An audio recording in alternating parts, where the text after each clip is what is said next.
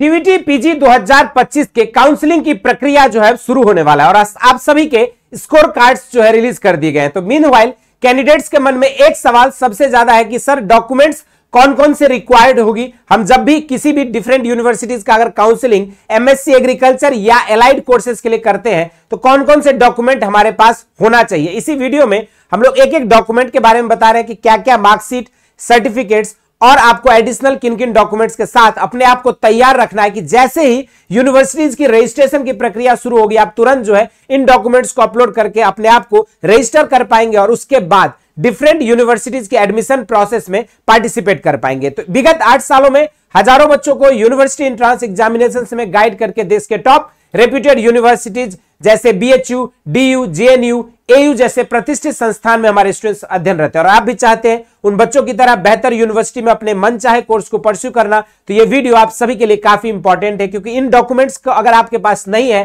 तो आप CUET PG 2025 की संपूर्ण एलिजिबिलिटी क्राइटेरिया को फुलफिल करते हुए भी आप इस कंपटीशन से बाहर हो जाएंगे और आप एक बेहतर यूनिवर्सिटी में एडमिशन पाने से वंचित रह जाएंगे। तो चलिए शुरुआत करते हैं एक एक डॉक्यूमेंट्स के बारे में। सबसे पहला जो आपकी डॉक्यूमेंट की रिक्वायरमेंट है यहाँ पे 10th का मार्कशीट और सर्टिफिकेट आपके पास होने चाहिए और ये चीज आपको अपलोड करना होगा। और यहाँ पर जो 10th की सर्टिफिकेट रहती है उसे ही as a date of birth या फिर as a birth certificate proof के तौर पे भी यूज कर सकते हैं, या तो फिर आपके पास अगर एडिशनल बर्थ सर्टिफिकेट है तो ये भी आप अपलोड कर सकते हैं। उसके अलावा जो है आपके पास 12th का मार्कशीट आपके पास होना चाहिए और 12th की आपकी सर्टिफिकेट आपको रखना है।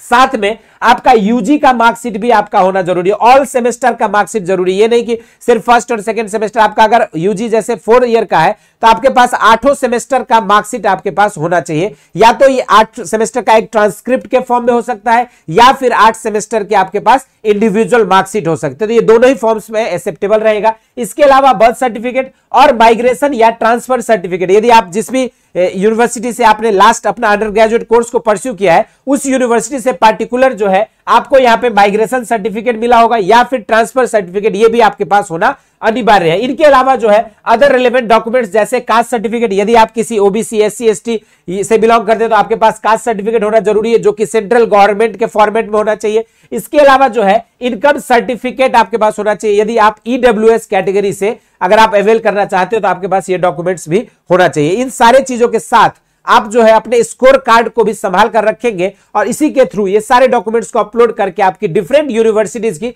रजिस्ट्रेशन की प्रक्रिया शुरू होगी। अभी फिलहाल अगर देखा जाए तो किसी भी यूनिवर्सिटी ने अपनी रजिस्ट्रेशन की प्रक्रिया शुरू नहीं की है और टिस ने जो है अपनी रजिस्ट्रेशन की प्रक्रिया को रिगार्डिंग जो है 19 मई से जो अपनी रजिस्ट्रेशन की प्रक्रिया शुरू हुई, तो बीएचयू की वहीं पर आपकी काउंसलिंग की प्रक्रिया जो है 20 मई से शुरू होने का आसार है। बाकी अगर आप चाहते हैं कि यूनिवर्सिटी की रजिस्ट्रेशन प्रक्रिया से रिलेटेड संपूर्ण अपडेट्स आपको इस चैनल पर मिलता रहे तो इसको फॉलो कर लीजिएगा। इस वीडियो में इतना ही। इसके अलावा बाकी कोई भी डाउट है, क्वेरीज है तो कमेंट बॉक्स में जरूर से मेंशन कर दीजिएगा। इस वीडियो में इतना ही। इस तरह की इंटरेस्टिंग एंड अमेजिंग वीडियोस के साथ मुलाकात होती रहेगी। स्वस्थ रहे, मस्त रहे, धन्यवाद।